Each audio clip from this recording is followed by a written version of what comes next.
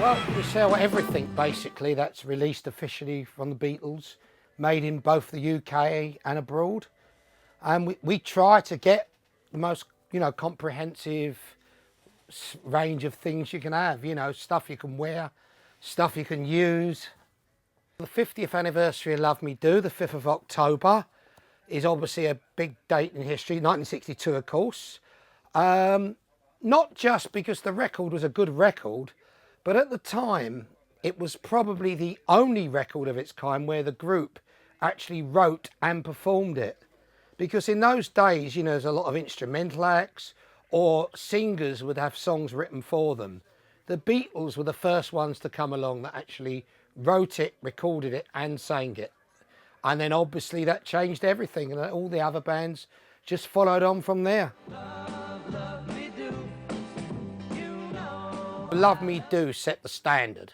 That's the thing. It was different and it was good. And had I been around at the time to hear it, it probably would have sounded much better than it does now, because obviously it just came out the radio and people are going, what's this? It's different. I would say an original Love Me Do, which would have to have a red label as opposed to black. If it was in top condition, you're talking about £150. If it's in absolutely mint condition, I've known them to go in here for £200.